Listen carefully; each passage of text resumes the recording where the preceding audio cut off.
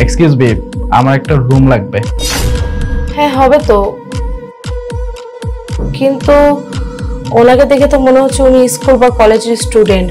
Sorry sir, আসলে আমাদের হোটেলে না স্কুল বা কলেজের স্টুডেন্টদের অ্যালাউ নেই।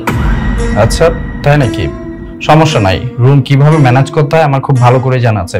বলুন আপনার রুমের ভাড়া কত? 5000 স্যার। মাত্র 5000 টাকা? কোনো সমস্যা নেই। এখানে 10,000 টাকা আছে, টাকাটা নিন আর আমাকে একটা রুমের চাবি দিন।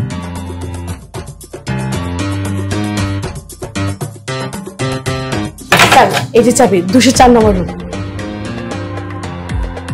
Thank you. Have a good day sir.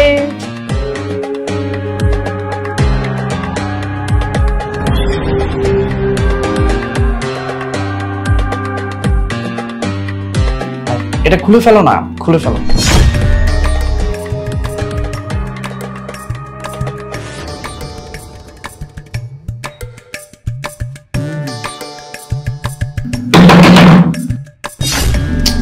এই সময় আবার কে, মানে ডিস্টার্ব করার সময় পেল না। দাঁড়াও, তুমি এখানে বসো, আমি দেখছি।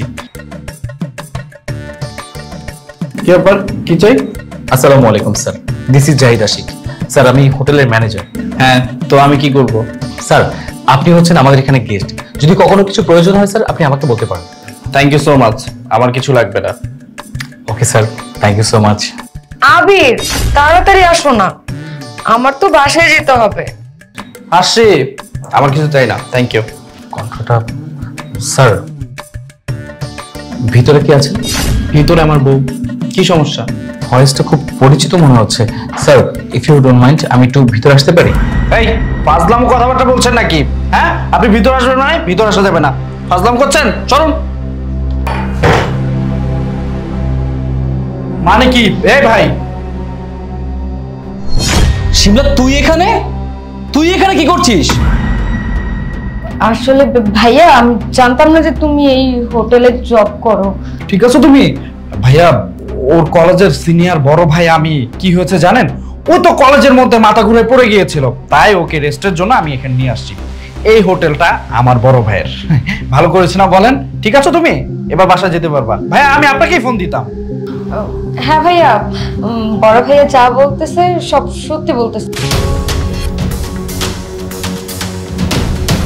খবরদার, তোর এই পাপ মুখে আমাকে ভাইয়া বলে ডাকবি না। লজ্জা করছে না? বাসায় আমার বাবা অসুস্থ, খাটের এক কোণে পড়ে আছে।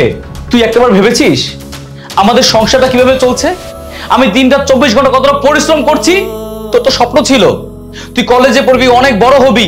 তোকে কতটা কষ্ট করে আমি টিউশনের টাকা জমিয়ে পড়াশোনা করাচ্ছি, আর তুই কি না নোংরামি করছিস? কলেজ ফাঁকি দিয়ে তুই এই হোটেলে এসেছিস। তুই আমার বোন হতে পারিস না। তুই যদি আমার বোন হতি তুই আমার কথা চিন্তা করতি, আমার বাবার কথা চিন্তা করতি। তোর তো আমাদের পরিবারের প্রতি কোনো মায়া দয়া নেই। তুই কি করে পারলি এটা করতে? আমি ভাবতেই পারছি না যে আমার বোন এত জঘন্যতম একটা কাজ করতে পারে। হেই, আজকে যদি এই হোটেলে রেড পড়তো, যদি পুলিশ আসতো, আমি কিভাবে জবাব দিতাম যে এটা আমার বোন? আমাকে মানুষ কি বলতো?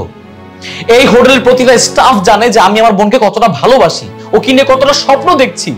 প্রতিটা মানুষ জানে, সবার কাছে আমি গল্প করি তোর বিষয়ে। আর তুই এসব করে বেড়াচ্ছিস। একবার যদি ওরা জানতে পারে, ওদের সামনে আমার মুখটা কোথায় যাবে তুই বুঝতে পারছিস? ছি শিমলা, আমার বোন অন্তত এই কাজ করতে পারে না। আর ভাই আপনি কলেজে পড়েন তাই না? আপনাকে একটাবার বিবেকে বাধা দিল না একটা মেয়ের জীবন এভাবে নষ্ট করতে? আপনি কি কখনো বিয়ে করবেন? করবেন না। হোটেলে তো ভালো ছেলেরা নিয়ে আসে না, যারা নিয়ে আসে তারা দেহভোগ করতে নিয়ে আসে, তারপর বিয়ে করে না। কি তো ওই মেয়েটা, যে মেয়েটার সাথে আপনি শারীরিক সম্পর্ক গড়ে তুলেছেন, সেই মেয়েটার কি অবস্থা হতো? দিন শেষে সুসাইড করতো। ভাই বিয়ের বয়স হয়েছে, বিয়ে করে ফেলেন না। কি দরকার একটা মেয়ের জীবন নষ্ট করার সামান্য কয়েকটা মিনিটের সুখের জন্য? ভাই আমাকে প্লিজ ক্ষমা করে দিবেন, আমি একটা ভুল করতে যাচ্ছিলাম। আমি এরকম ভুল আর কখনো করব না। আসলে আমি বুঝি নাই, মানে আমার মাথার মধ্যে শয়তান চেপেছিল। বিশ্বাস করেন ভাই, আমি আপনাকে কথা দিচ্ছি আমি আর কখনো এমন কাজ করব না। প্লিজ শিমলা, আমাকে মাফ করে দাও। তোমার সাথে আমি যে কাজটা করেছি খুবই অন্যায় করেছি, আর কখনো এমন কাজ হবে না। প্লিজ ভাই। ব্যাগ ট্যাগ সবকিছু নে।